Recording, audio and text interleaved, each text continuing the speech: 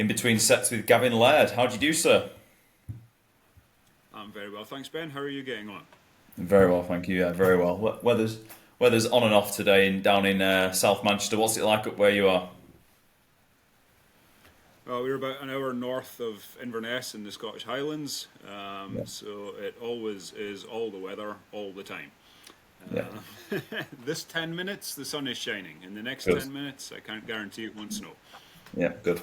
So you came on my radar probably 12 months ago, and I was just having a scroll through your page at some of the kit that you've designed over the years, and I really wanted to just get you on just to better understand your background prior to designing kits, prior to getting into training. But I thought a good place to start is way back when. So if you could just tell me what got you into training in the gym as opposed to any other sports historically, please. Um, I couldn't tell you what the initial spark or influence might have been, but I'd say I was an angry teenager. I was a pretty troubled teenager. Um, and when I was 14, um, I more or less just woke up one day and decided I wanted to be the strongest man in the world. Probably because I thought that would solve some of my problems.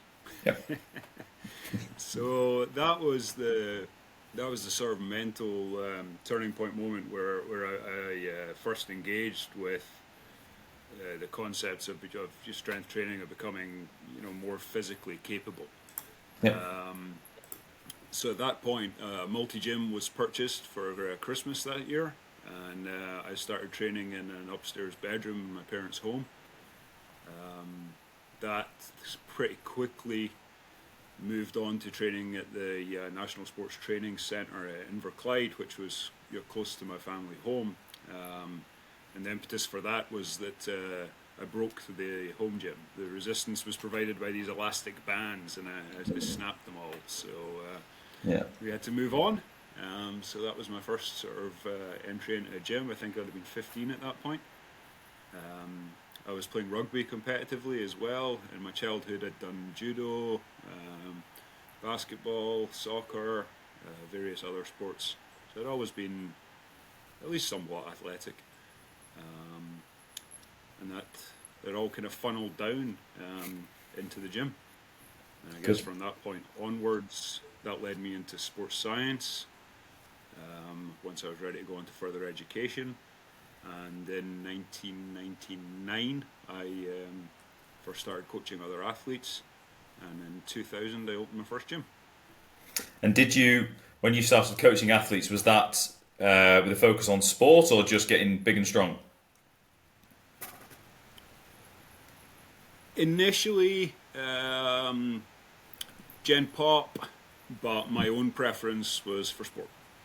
Yeah, But as I've no doubt countless personal trainers are aware, regardless of their individual preferences and who they would like to be coaching, there's definitely a time in your career where you take what's put in front of you because you need the money. yeah, yeah, Yeah. So I think that's fairly standard. But my interest was always in athletic development. Now, whether that was directed towards a sport or not didn't affect things too much for me, but I was interested in working with people who had a concrete goal, and it involved, faster, stronger, more powerful, actual physical attributes, as opposed to a cosmetic goal. If someone came in and told me they wanted to lose 30 pounds, well, that's fantastic, and I want to help them with that, but it doesn't really spark my enthusiasm for the project. yeah, So that's where I was from day one. I guess it was always performance oriented. yeah. And if anyone has been on your Instagram, then they will see that you are pretty, obviously very very prolific in designing kit by the looks of things. So just take me back to what was the first piece of kit that you designed out of frustration, or what sparked that first initial thing to develop, or what sparked that, please? That would have been at the first gym that I opened in 2000. I wanted a belt squat. At that time, Iron Mind in the United States was selling the hip belt, and that was how you did belt squats, right? So you put this belt around your waist, you hung a bunch of 20-kilo plates off it in between your legs, and you stood on two wooden boxes. And that might seem a little strange to some of our younger viewers, but hey, Yeah. that was how you did a hip belt squat. I didn't think that was particularly wonderful. Nope. So I had a local fabricator put together a crossbeam with a pulley system that interlocked onto the two side members of the squat racks that we had in the gym. So we basically had a cable drive belt squat system in 2000. Nice. We now see people putting that in the market and going, hey, look at this, it's amazing. And I kind of scratch my head and go, well, you know, cool. But that was definitely born out of a frustration with a poor solution being the only solution in the market at that time. And obviously, you know, I understood all the advantages of belt squat as a movement, you know, and I was keen to implement it.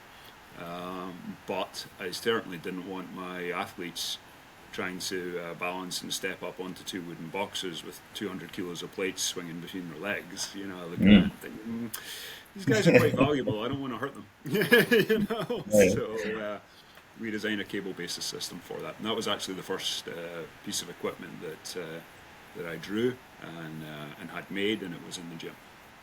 Nice. I remember. Probably the next 20 pieces, same kind of story. I remember Iron Mind. They used to do the Captains of Crush, or still do the Captains of Crush. I bought. I think I've got 3 at home. I've got I think I had the 1. No, I've definitely got the 1. I've got the 2, and then I bought a generic 1.5, which is meant to be somewhere in the middle. And the 1, I could do the 1. I got to the point where I was doing the 1 fairly easily. The 1.5 I could do relatively easily, but the 2 got. It was. I think I closed the 2 on once or twice, and I ended up getting a picture of it at the time. But they were. I remember them. They had the 3 and the 4, and I remember the description on the website for the number 4 was just imagine squeezing a brick, and that was their sort of product description on the website or something like that. It's fairly accurate. I had a full set Wow. of the Captains of Crush, and in both my first and my second gym, grip training was always a sort of side quest of mine. Yeah. So I have a close of the 3. Okay, you were 140 kilos, and you were closing the Captains of Crush number 3. Did you say? So yeah, the Iron Mind Captains of Crush, I had a full set in both the first gym and the subsequent gyms that I ran.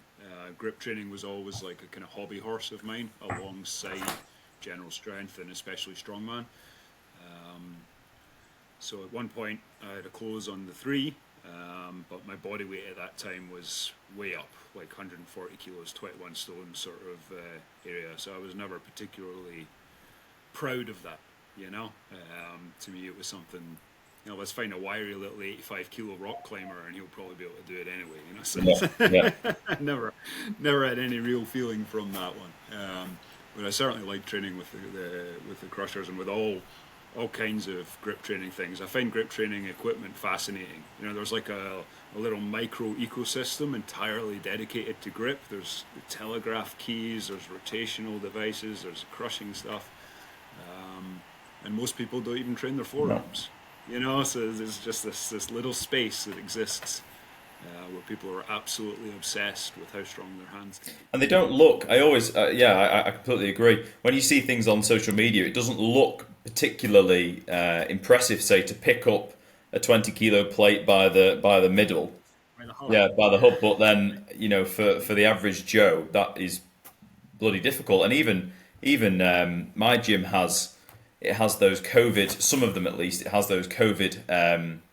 You know, the steel cut plates that were all the rage during COVID, and even them, if you're not careful when you're trying to pinch grip those, they can quite quickly slip out of your hands, and you know, if they land on your toe or something, then you're in for a shock. You're in trouble. Yeah. Absolutely. Yeah. Man. Yeah. No, we used to do all kinds of stupid grip challenges. You know, I used to juggle with 20-kilo Olympics. You know, like a plate flip in each hand, and try and cross hands and juggle. Wow. Which I never made a successful catch, but I would quite often have a shot at it. Yeah. You know, if anyone asks, I would probably have a go at some kind of plate flipping stupidity, or any number of other ludicrous things. You know, you're young and you feel strong and you don't really worry about injury or anything else. You always seem to bounce back from things Yeah. at that point. I mean, now in my mid-40s, it's a very different story, Yeah. but certainly at some point. So the belt squat then, the belt squat, did you ever bring that to market, or was that just for personal use? Nope, never brought anything to market until, gosh, I think 2017 or 18 was the first time that I actually started to look at this as being something that other people might be interested in. Up until then, it had always just been either filling a gap in terms of there was something I wanted to accomplish in the training of a particular athlete or group of athletes that I couldn't do. You know, so I think, okay, well, what do we need to make in order to allow this to happen? And it wasn't until much, much later on that it became a business as such. It was never really intended to be a business. It was just something I'd always done. You know? And that was all. That was also similar to how Gympin started. I was maxing out a machine. I don't know if you know the story. I was maxing out a machine in my local gym, and I said to my business partner, Chris, can you make me something to add more weight to this machine? And he mocked something up. He's a tool maker by trade, so he's into his designing and stuff like that. And he mocked me something up out of some scrap metal in the scrap metal bin, and I brought it to the gym, and it was crap. And then we, probably 6 or 7 iterations later, we had something that was seemingly standing the test of time. And then my friends in the gym started asking if they could have one, and it grew from there really quite organically. So it's funny how these things work out. But if we just fast forward to 2017, then what was the first thing that you brought to market? Ooh, gosh. I think it might have. I think the first one might have actually been the Benchbody pad product. I think that might have been the first thing to actually, sort of touch the shores and arrive for commercial sale.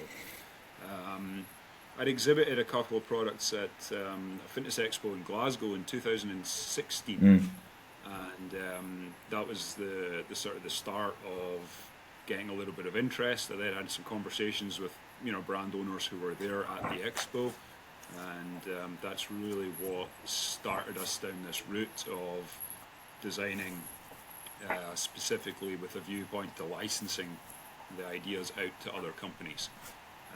For various reasons, production was not going to be a possibility for me, so it was always done from the viewpoint of somebody else has to make this, somebody else has to warehouse this and handle the logistics and the customer care.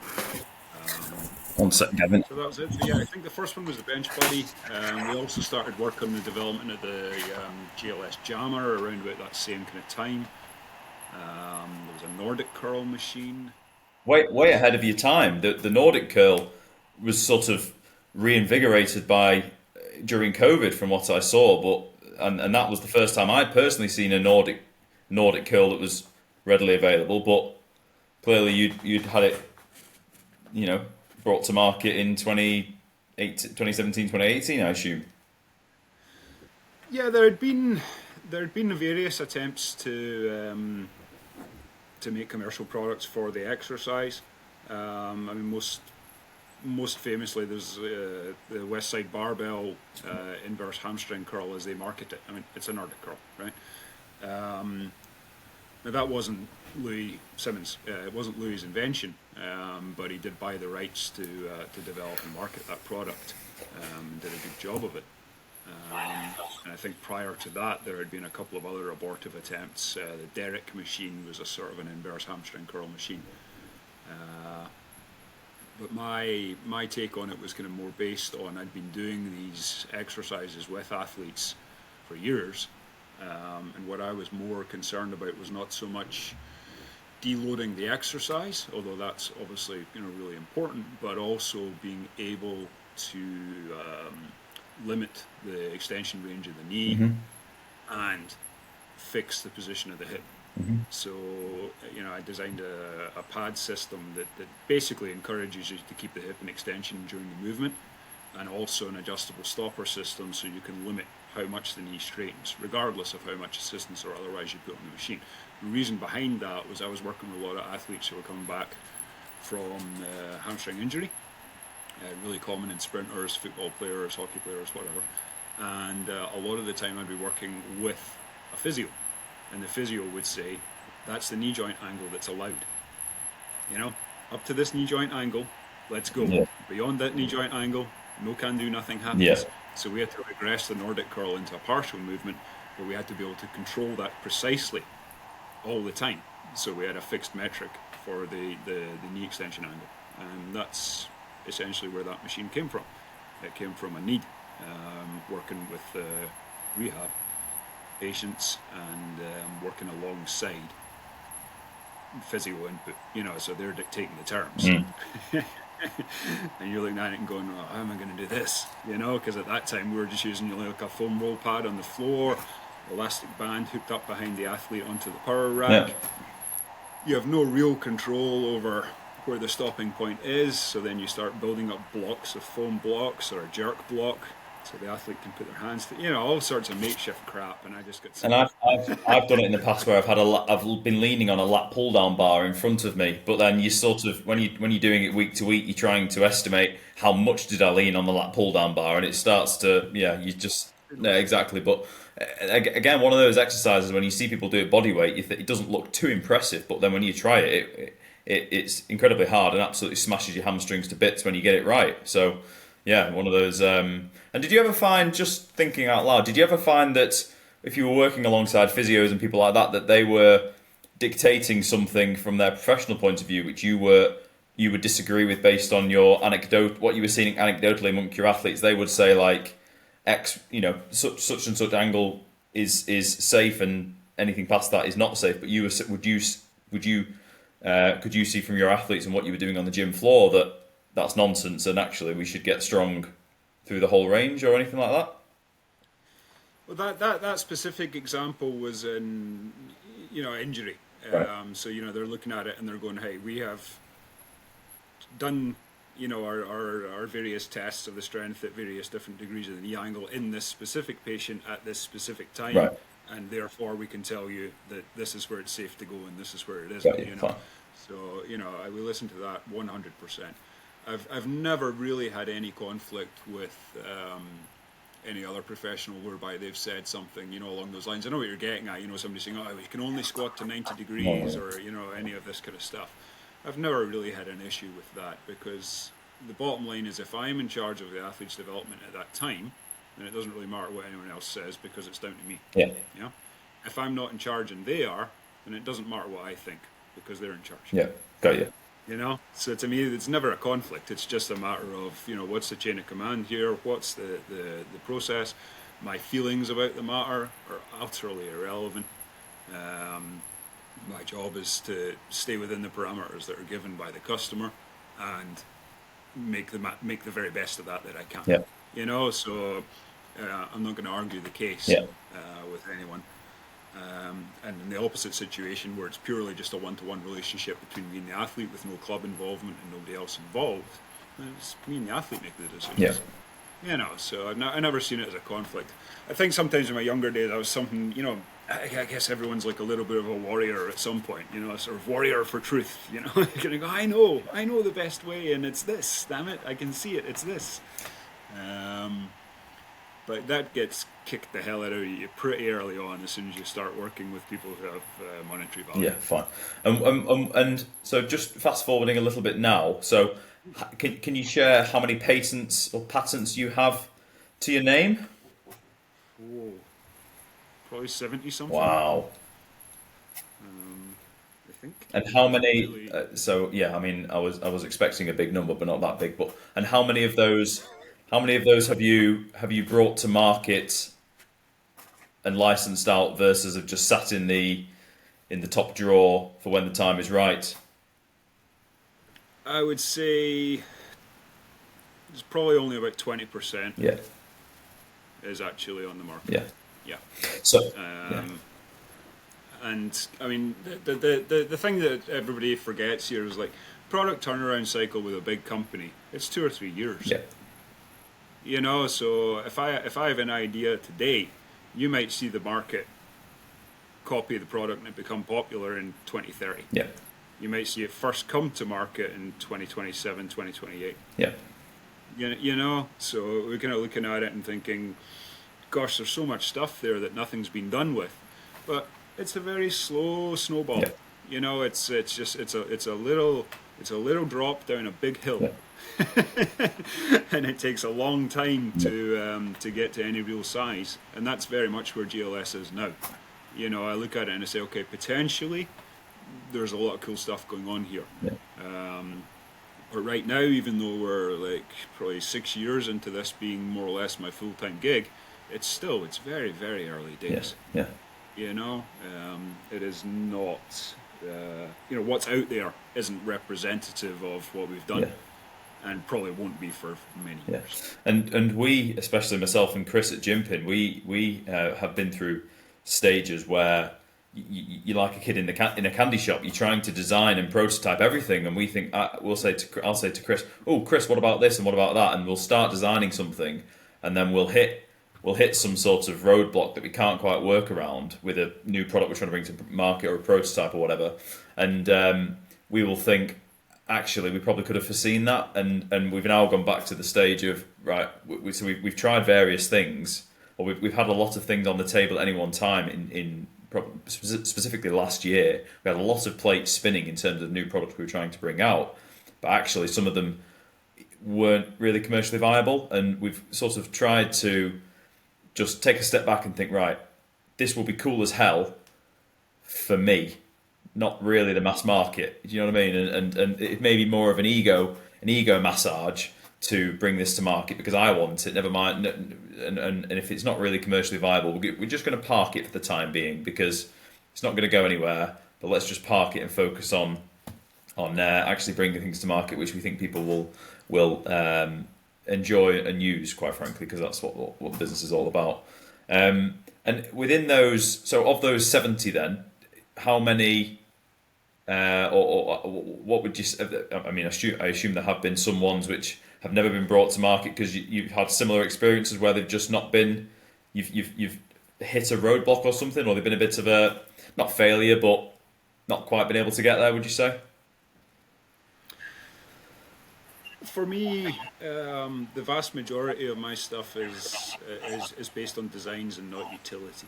You know, so it's very much the specific design of the item that we're looking at.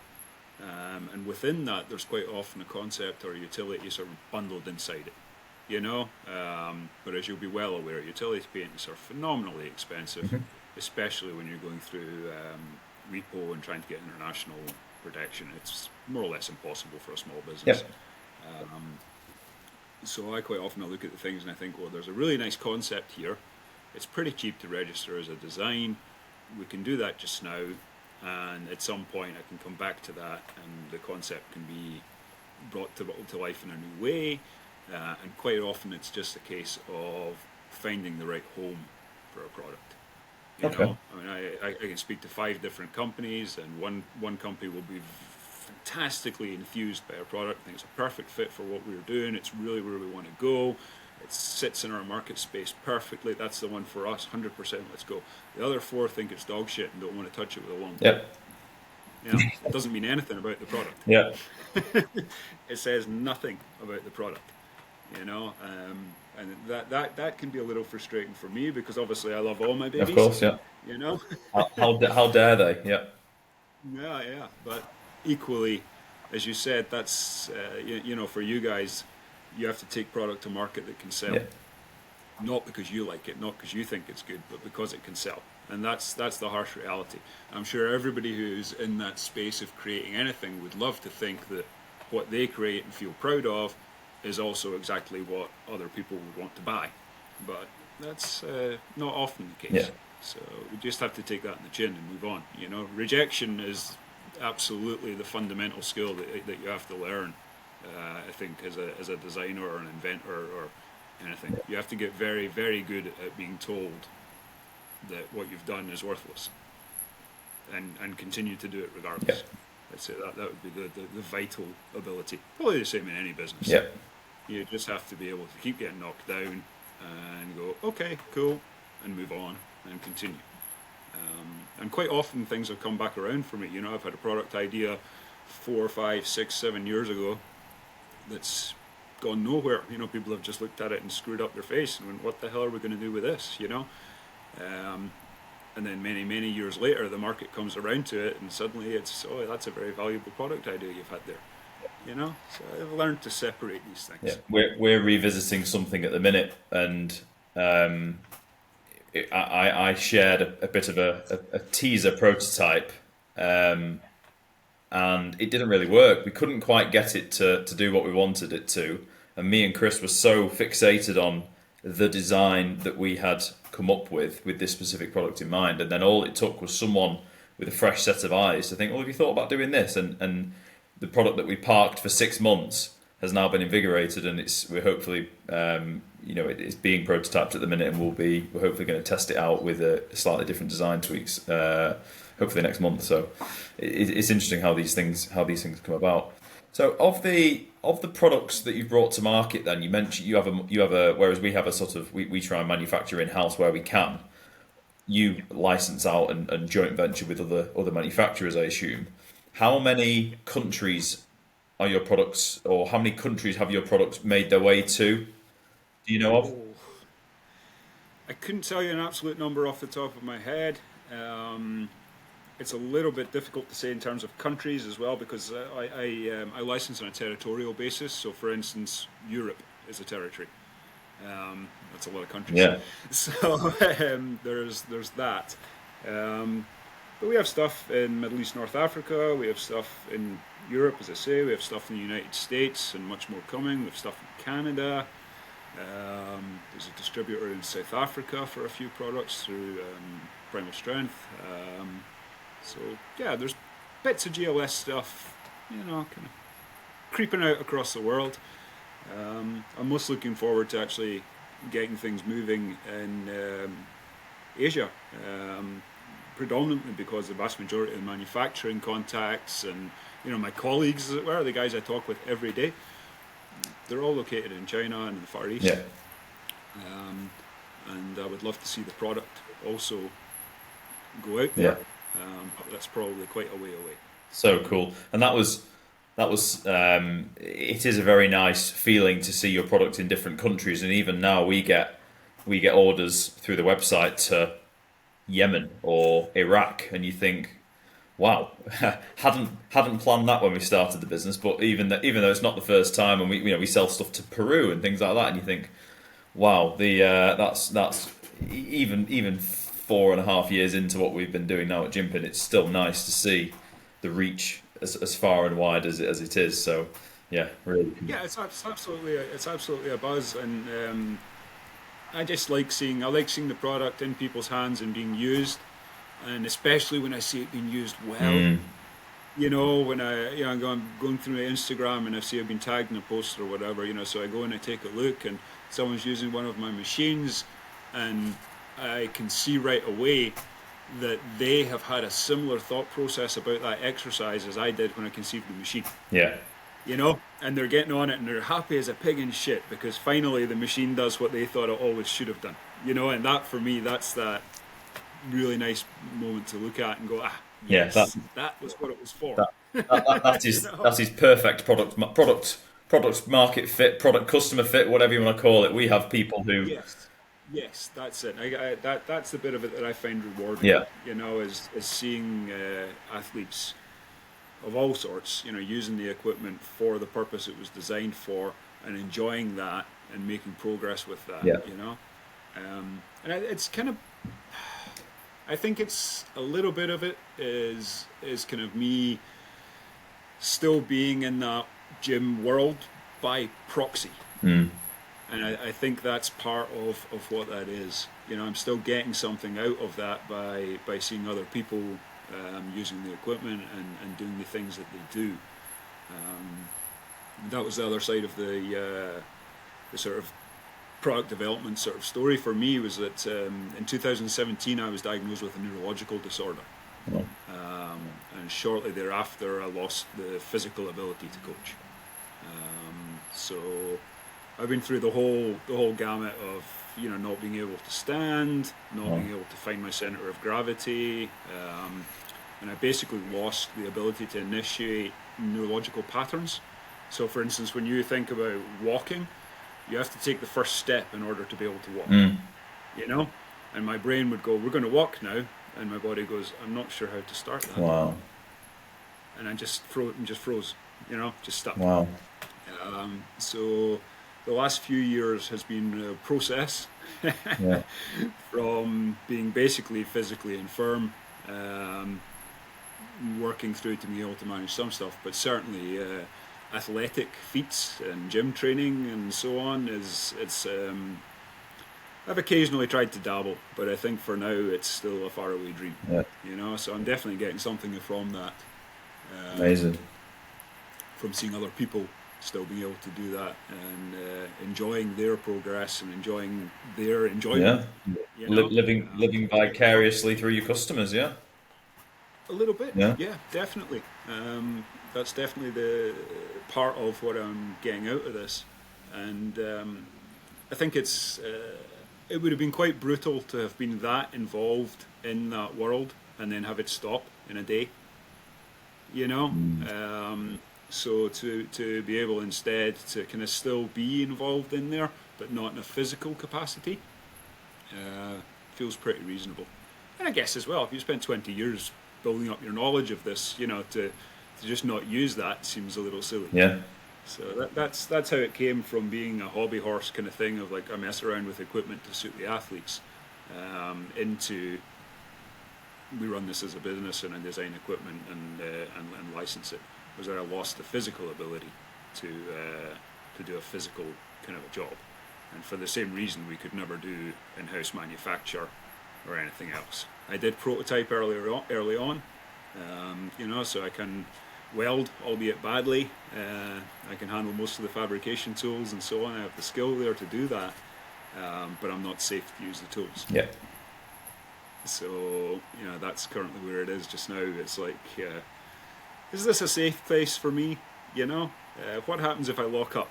What happens if I, if I lose control of a muscle? What happens if I spasm while I'm using this tool? Well, I'm going to lop a limb off. Yeah. So do we want that? No. No. Wow. So that kind of, the risk to benefit ratio Yeah. has to be very in my favor now before I'll undertake something. I'm pretty cautious, because my health has been so bad that what I've got, I'm very keen to hold on to. You know? Yeah. Amazing. Yeah. Wow. That's so yeah. But you seem to be getting a lot of enjoyment from being behind the desk, so to speak, as opposed to on the gym floor, at least. Absolutely, yeah. I mean, it's there was definitely a time when I was gutted, you know, Yeah. because you know your identity can be caught up in what you do professionally, but also physically. You know, like my body weight and my abilities, you know, they've been up and down over the years, as I'm sure, you know, most strength athletes will have periods of going, right, I'm fed up being fat, I'm going to get in shape, you know. And equally, they'll have periods when they're looking at it and going, you know, I've always wanted to overhead press 180. I'm gonna let's let the body weight right up and see how this goes, you know. So it's been all over the place. But like, I think the last lung surgery 2019, I weighed 76 kilos on the day that I came in, Wow. and I have weighed 140 kilos. You know, so there's a pretty crazy variation there, in terms of physical abilities, in terms of body weight, and all that. But when your identity has always been in that world of, you know, oh, that's Gav, he's the strong guy. You know, that's Gav, the big lad that coaches in the gym. You know, and most of your social contacts are in that world as well. It's difficult to leave that behind entirely. Mm. And I'm very grateful that I've managed to find a place where I can still be somewhat involved in some kind of way. And I think now it's been long enough, I don't get these little twinges anymore. I used to get these little emotional twinges, you know, I'd see other people training, or I'd go to an expo and I'd see something happening and I'd be like, I used to be able to do that, you know? and that doesn't happen anymore. So I'm very glad of that. You know, I think there's maybe a little bit of healing taking place up here Yeah. eventually. Good. And can you share just a brief overview of what you're working on now in terms of new products and new designs? Oh, most of my most of my universe revolves around NDAs, which are pretty crippling in terms of what you can be talking about and when you can be. See, I have an opposing view to that. When we first started Jimpin, we got a DM from a chap called Dylan, and if he watches this, he will know that I'm talking about him. But he at the time was I won't name drop which company he founded in the US, but he basically reached out to me and said, "I like what you're doing. Let's have a conversation. Let's see if we can work together. Maybe we can't." Dylan, if you said what if you know him, then you know how much of an absolute top guy he is. But he reached out basically to Jimpin and said, "I like what you're doing. Let's have a conversation and see if there are any synergies. There may not be, but let's have a conversation anyway." And we thought, "Yeah, great, let's do it." So we had the conversation. There wasn't anything that we could do directly, but just from that relationship, doors have opened into the US, and we were so impressed by his sort of pragmatism and proactive nature and wanting to collaborate rather than compete. We've sort of adopted that going forward. So we did the co-brand joint venture product with Kaizen DIY Gym. That's been pretty successful. We're very happy with that. But then since people start to know you as the brand that does collaborate, then they reach out as well. So we've now got two or three products which will be co-branded with people not with no social media following. So it will be co-branded with an individual rather than a big social media page, and they're going to get all the praise, and we're going to bring it to market together. So I think that really does elevate brands in general. And I find it quite a little bit closed-minded when we've had conversations in the past with people saying, "Do you want to work together?" and they say no, and you think, well, I don't really see what we thought it was a bit of a no-brainer, but if you can't see that, then that's absolutely fine. And I do think it's a bit of a closed mind to say no because they didn't come up with it or something like that. And we're always of the opinion that you should collaborate rather than compete, and it elevates everyone in the space really because the market's big enough for everyone, in my opinion. And,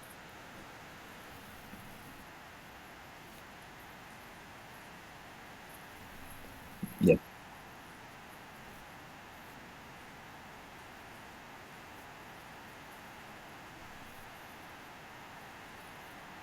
yeah,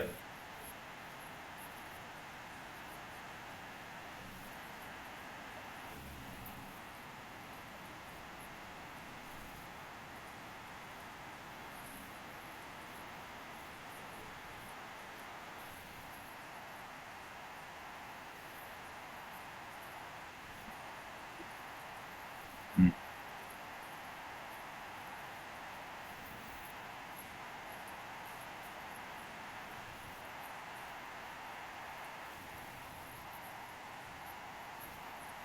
yeah,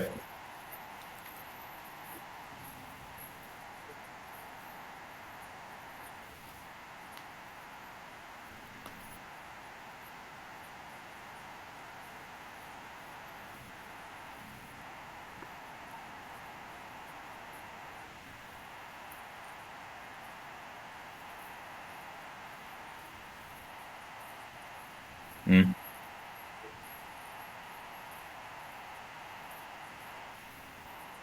mm,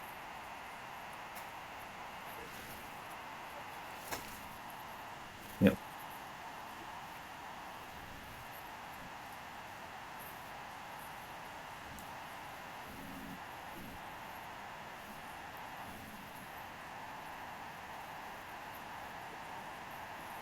yeah, hmm, yeah,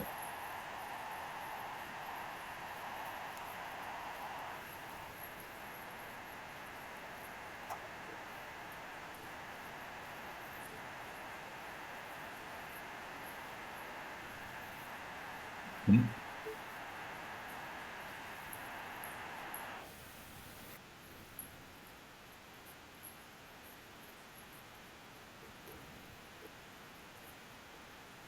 Yeah.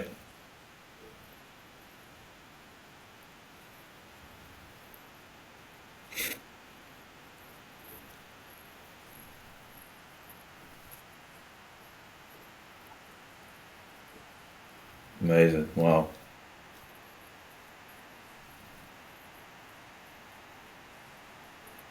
Wow.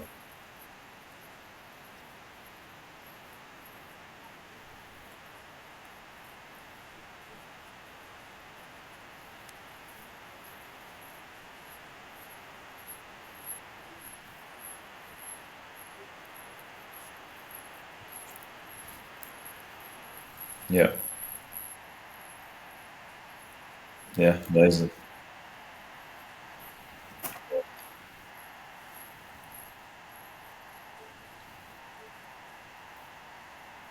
Yeah.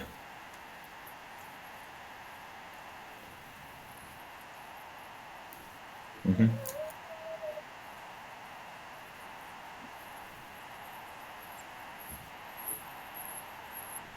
Yeah. Yeah. Yeah. No, you're quite right. People are very protective over their ideas when quite and rightly so in some cases. But I think the market is big enough for everyone. You know, a lot of people to collaborate, and there's a lot of value to be brought to the table through the right partnerships and right brands working with a lot of people.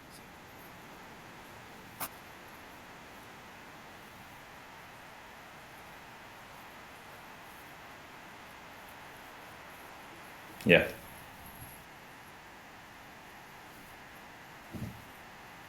Yeah.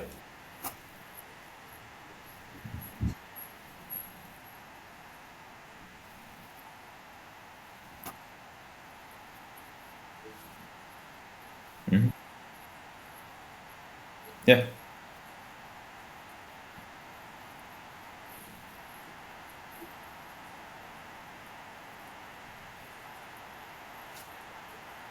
Yeah. Yeah.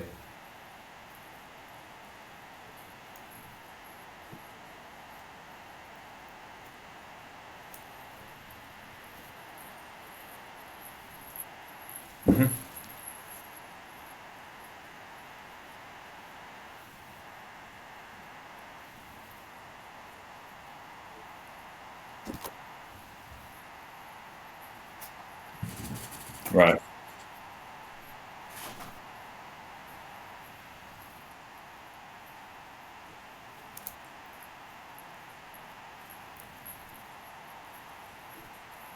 Yeah.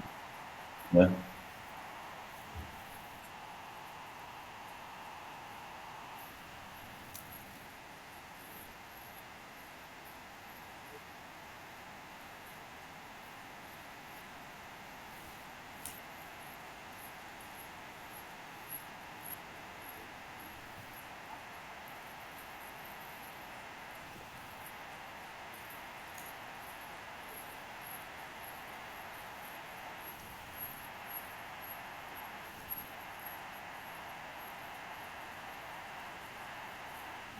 Yeah.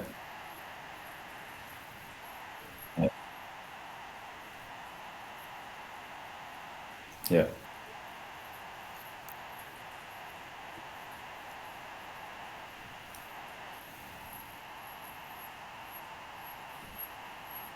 Yeah. Yeah.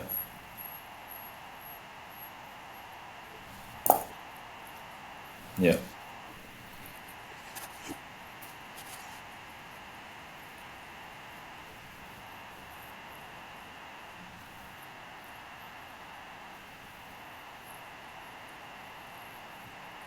Mm.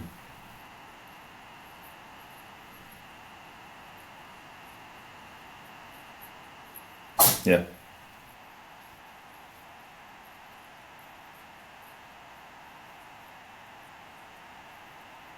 Yeah.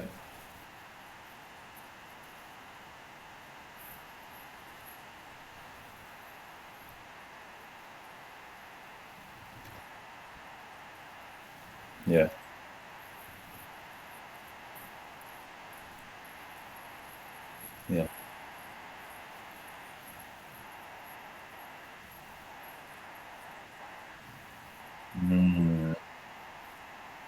ideas. They're coming in all the time. So if I was looking at it and saying, presenting to a company and saying, well, here's my 5 ideas that I've got for you this time, that's really good. If I'm sitting down with them and going there, here's the 400 ideas that the Uh, community has brought to you this time.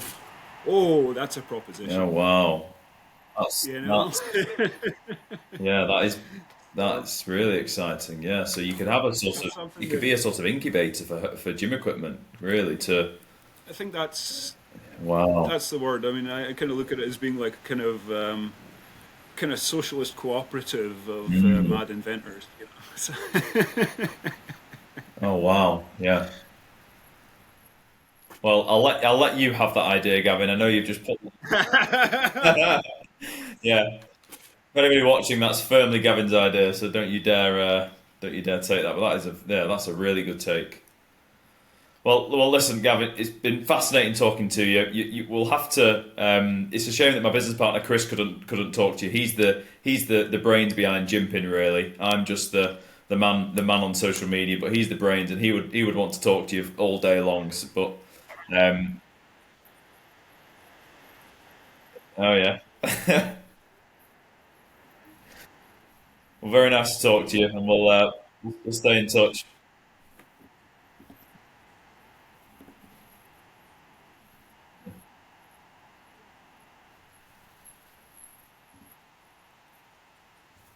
Oh yeah,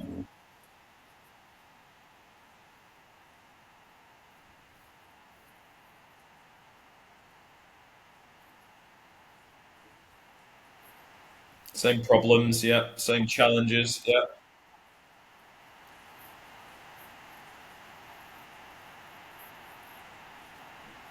good, good.